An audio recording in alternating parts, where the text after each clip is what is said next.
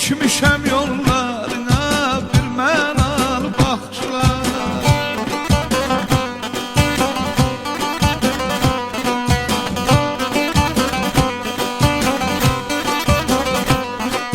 Gözlərimlə axıtdı leysan kimi yağışlar.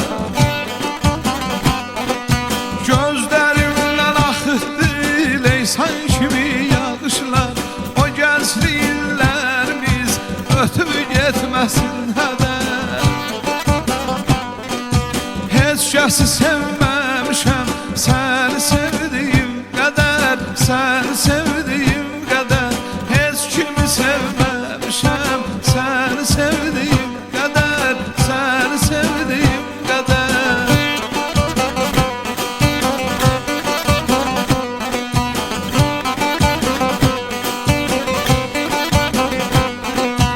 Ant verərəm Allaha belə alov baxma.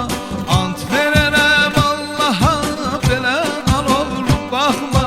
Ömür keçir, gün keçir, məni yandırıb yaxma.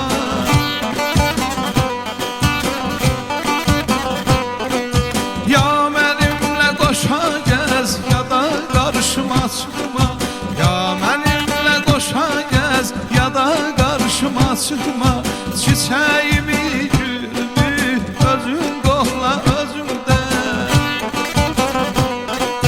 Heç kəsi sevməmişəm səni sevdiyim qədər, səni sevdiyim qədər.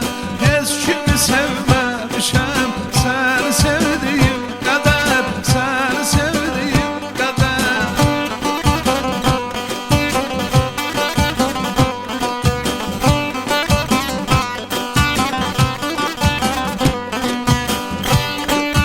Sen gel dağlar oğluna zulüm verme amandır. Sen gel dağlar